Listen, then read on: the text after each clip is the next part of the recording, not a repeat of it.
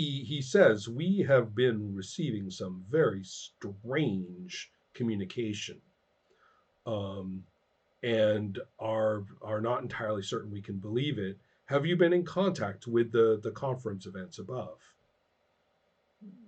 Can you Uh, relay to us? Can you tell me what on earth the Luca are doing up there and what they seem to be proposing? well, we know a little bit before we came down here. We knew that they Right, and you've had, been monitoring as you came down. yeah, Now the they signals are getting iffy, right? basically isolated the Scrang, Mm-hmm. and not let them onto the orbital station. So yeah, I'll just say, yeah, they're making moves, making some money moves up there. They've So trapped the and rest of us here on this planet, is what they've done. yes, Right, no more so than we expected, says somebody behind him. This whole conference was just an opportunity for treachery. So that they say, well, we have reached an impasse with other members of our delegation, and they are they are approaching the wretched Scrang, and they are uh, even perhaps uh, even perhaps turning our old allies and friends, the Esau, against our mutual needs. The Esau have a way of bending when they shouldn't. So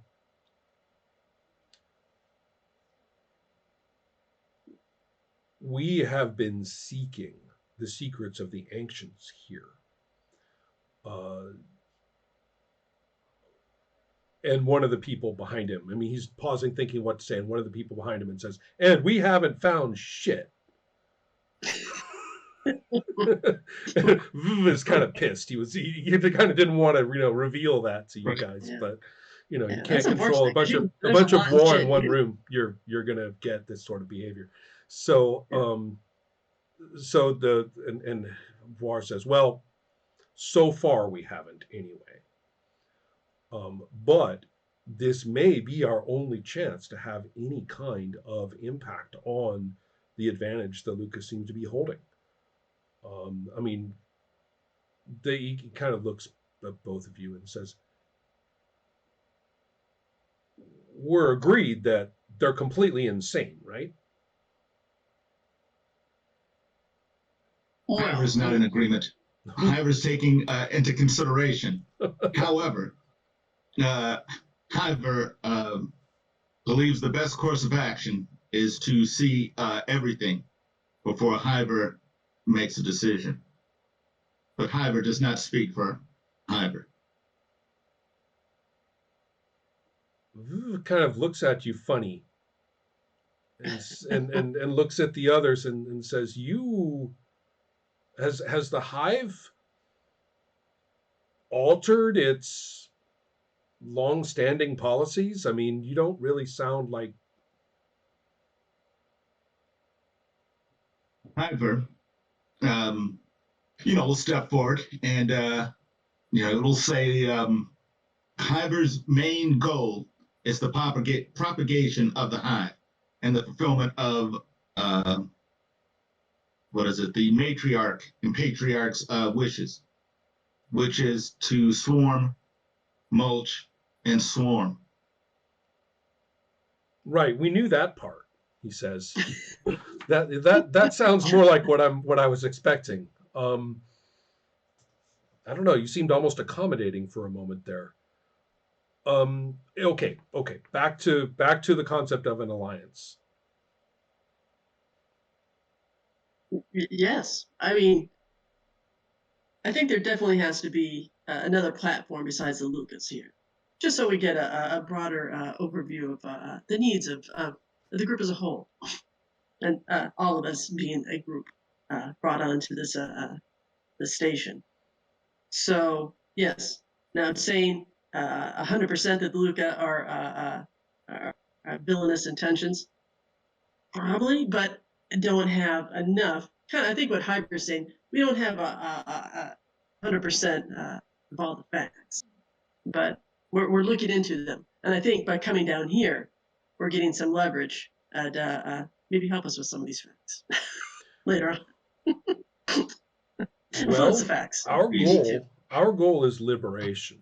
Our goal is liberation, of the oppressed first and foremost, but also of the oppressor of their own. I mean, the oppressor is chained, is as uh, limited um, by their own actions. So,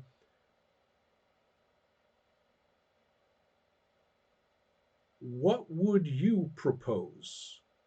We are, I'll confess, we are rapidly approaching last stand mentality here. And some of the others look uncomfortable and kind of, but they nod. We were approaching what has happened far too many times in the history of the war, which is Well, another glorious last stand and another few martyrs for a few people to remember and for the oppressors to pretend never existed. We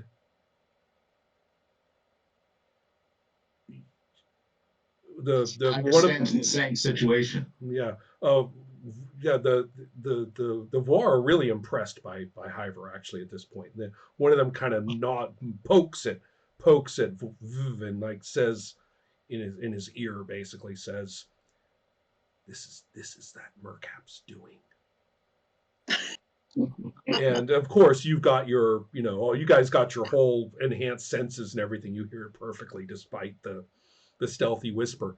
And Viv goes, oh, kind of like, oh, and kind of looks at Dukin speculatively and says,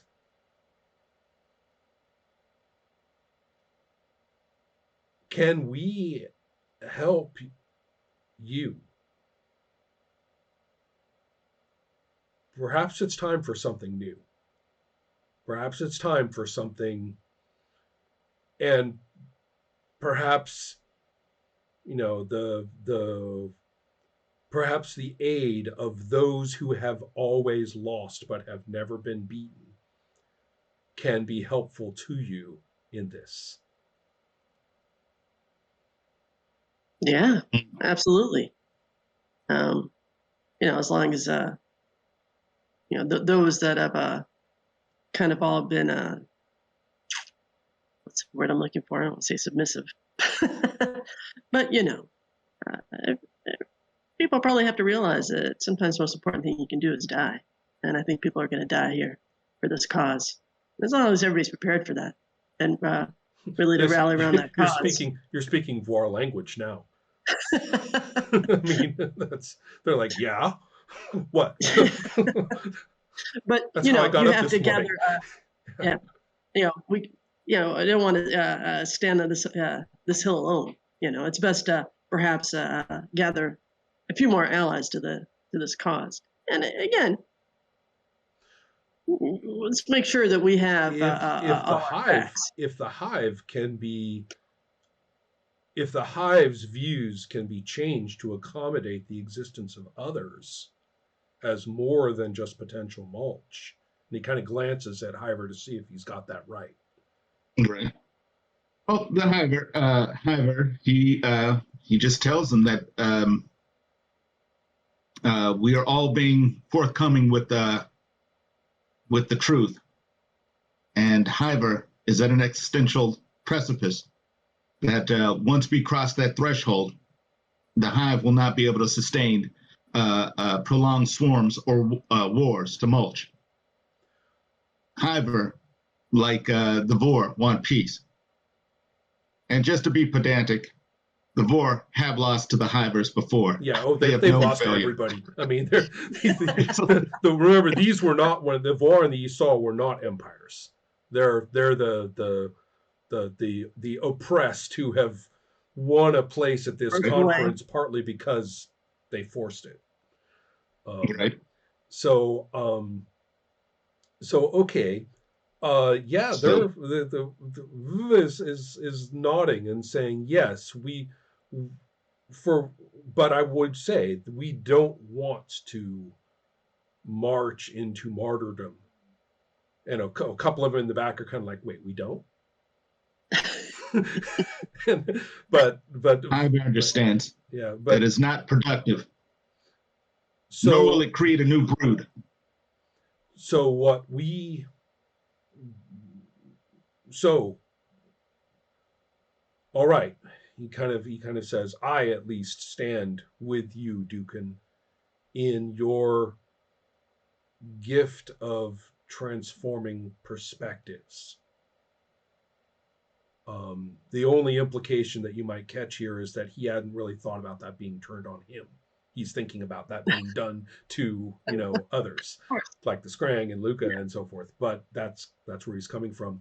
The others all bicker for a while, Mhm. but they also kind of lean in this direction. I have to say, there's no role here. You have completely found the path down which there is no conflict for this group of people. Um, so yeah, they're inclined. You may actually have found. Do you guys want to do any more technological hunting around? Well, um, not well.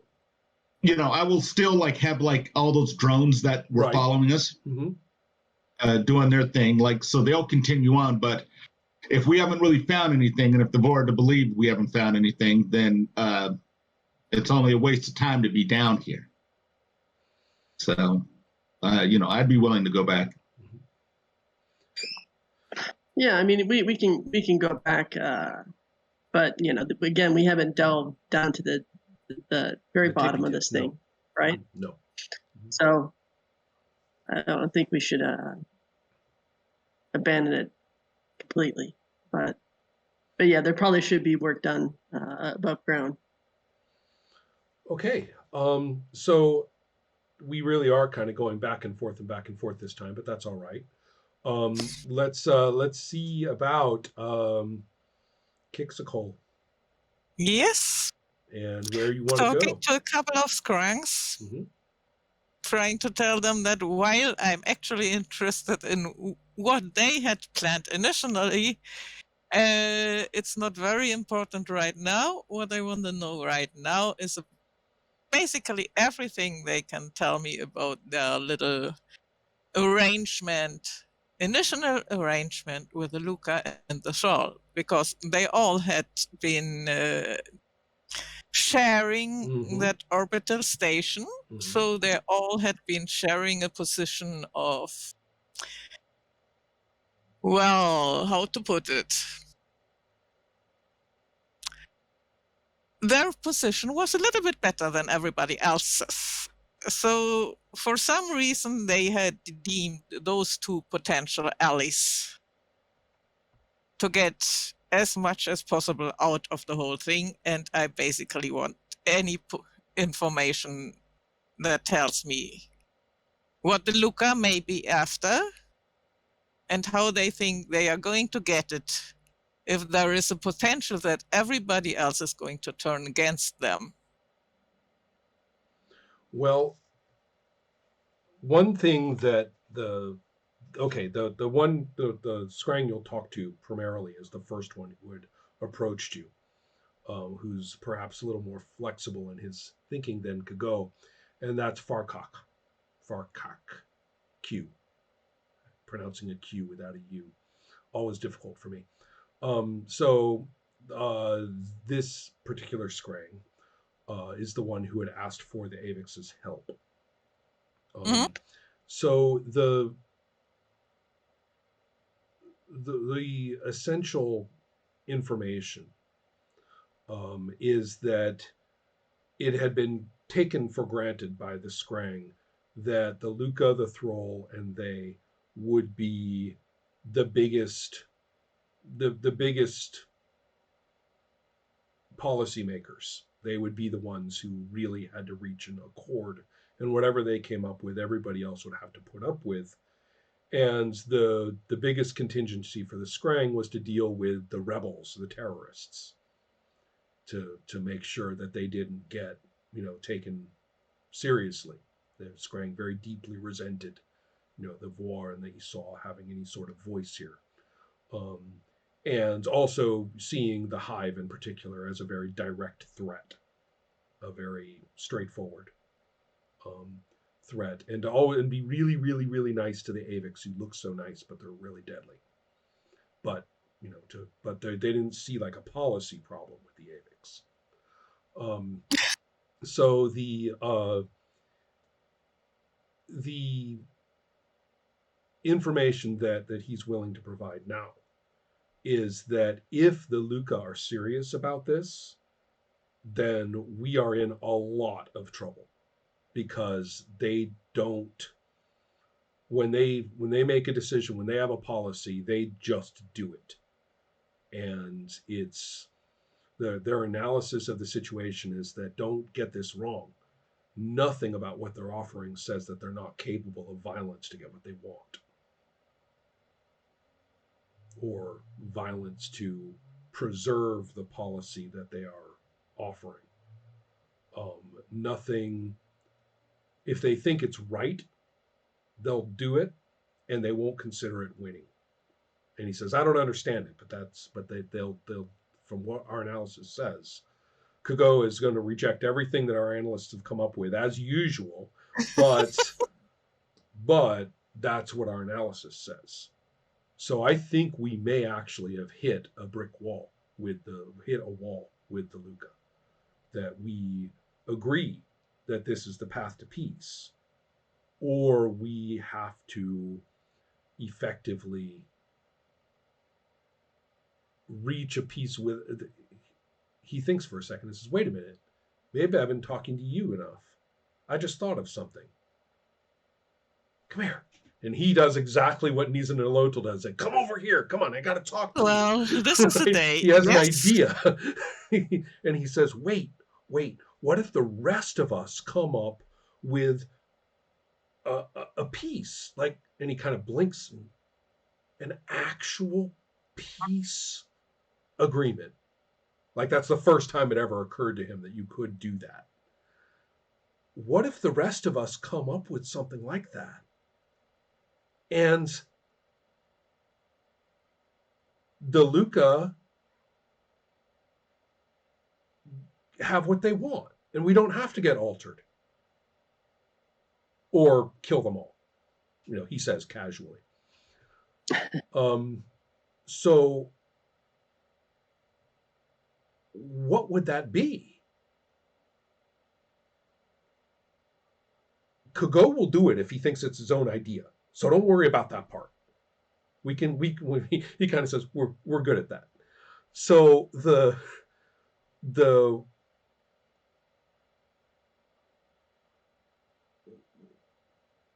Keeksakol, what would it be? What do we say to the Esau, to the Hive, to the Thrall? You've talked to all of them. Well, nearly, yes. So what you call peace for everybody is something different. So probably we could find a way to get everybody what they want and to give something they don't deem important, which would amount to what you call peace, right? I'm coming to think that I don't know what peace is. I just don't want there to be any more war among us.